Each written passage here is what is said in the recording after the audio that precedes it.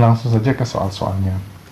Soal pertama, pernyataan berikut yang benar tentang kompetensi inti adalah kompetensi inti merupakan standar penilaian yang harus dimiliki secara berbeda pada setiap tingkatan dan kelas. KI atau kompetensi inti merupakan tingkatan kemampuan untuk mencapai SKL yang harus dimiliki seorang peserta didik pada setiap tingkatan kelas atau program yang menjadi landasan pengembangan kompetensi dasar. Dari sini kita ketahui bahwa jawaban yang paling sesuai adalah yang B.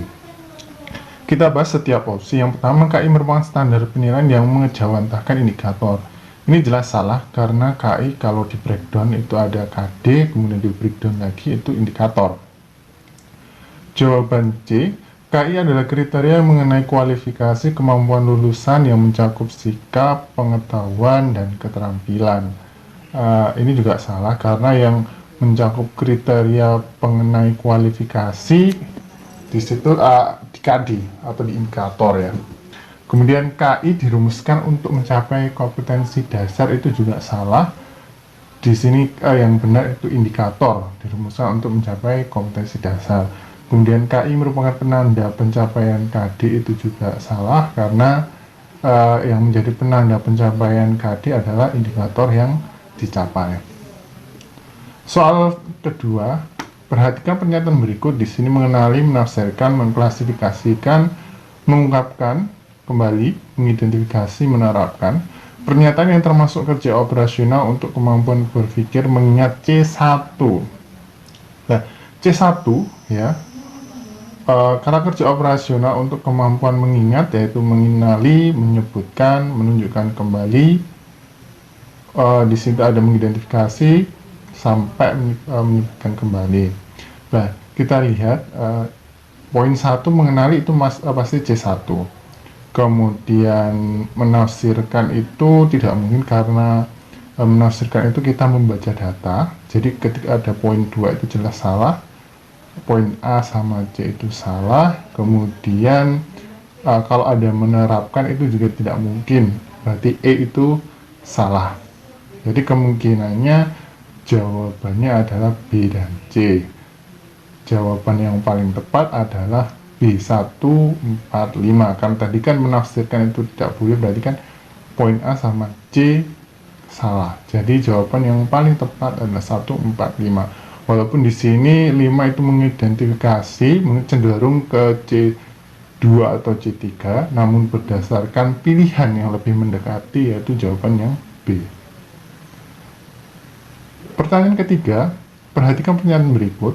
Peran guru sebagai pembimbing, peserta didik secara aktif sebagai seorang ilmuwan, bahan ajar disampaikan dalam bentuk informasi, dan peserta didik melakukan kegiatan menghimpun, membandingkan, mengkategorisasi, menganalisis, serta membuat kesimpulan. Pernyataan berikut adalah karakteristik dari pembelajaran. Ya, di sini ada discovery learning, yaitu pembelajaran menemukan makna, menemukan konsep, dan hubungan kasual melalui pengorganisasian pembelajaran yang dilakukan oleh peserta didik. Jadi jawaban yang paling tepat yaitu A. Kalau di cooperative learning itu pada kita bekerja sama, kemudian project based learning di situ bekerja sama namun lebih pada yang menghasilkan produk atau kegiatan yang di lapangan. Kemudian problem based learning, pembelajaran yang diawali dengan sebuah masalah. Kemudian contextual teaching learning, yaitu pembelajaran di mana pembelajarannya merujuk pada kontekstual atau sesuatu yang berhubungan dengan kehidupan sehari-hari. Guru meminta siswa untuk menyampaikan jawaban terhadap pertanyaan-pertanyaan mereka ke kelas secara lisan dan siswa lain menanggapi. Selanjutnya, guru memberikan umpan balik, meluruskan, dan memberikan penguatan. Kegiatan yang dilakukan siswa dan guru tersebut merupakan bagian dari pembelajaran saintifik, yaitu telah kita ketahui bahwa pembelajaran dengan pendekatan saintifik atau scientific approach itu identik dengan 5M, yaitu mengamati, menanya, mengumpulkan informasi atau mencoba, menalar atau mengasosiasi, dan mengomunikasikan. Kegiatan tersebut dalam di soal tadi itu merupakan kegiatan mengomunikasikan, karena di saat kita mengkomunikasikan, siswa dapat menyampaikan jawaban terhadap pertanyaan-pertanyaan mereka di kelas secara lisan dan siswa lain menanggapinya. Selanjutnya, guru memberikan umpan balik dan memberi penguatan. Jadi jawabannya di soal selanjutnya. Pak Taufik akan menerangkan konsep di depan kelas tentang permukaan air yang tenang akan selalu datar. Metode yang digunakan oleh Pak Taufik adalah perbedaan utama antara demonstrasi dan eksperimen adalah terletak pada pelaksanaan.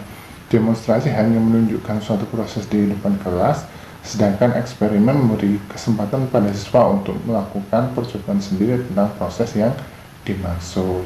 Jadi jawabannya adalah yang E. Karena di sini Pak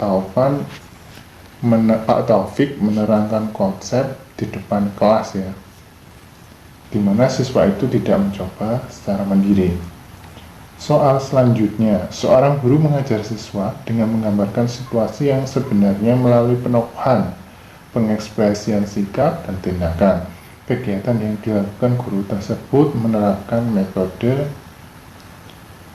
menggambarkan situasi yang sebenarnya itu merupakan metode role play atau bermain peran. Metode bermain peran dilakukan dengan melibatkan siswa untuk memerankan karakter atau situasi tertentu. Contohnya kita dapat mengambil pembelajaran aritmatik di mana siswa dapat berperan sebagai penjual dan pembeli. Soal keempat, untuk kelancaran penilaian dan penetapan angka kredit, guru wajib mencatat dan menginventarisasi seluruh kegiatan yang dilakukan. Penilaian dan penetapan angka kredit terhadap guru dilakukan paling kurang berapa kali dalam setahun.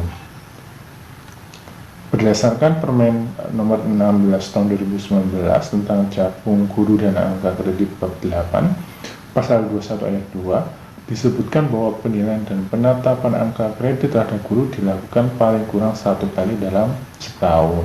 Jadi jawabannya yang A. Itu saja yang dapat saya bahas pada pertemuan kali ini. Terima kasih. Assalamualaikum warahmatullahi wabarakatuh.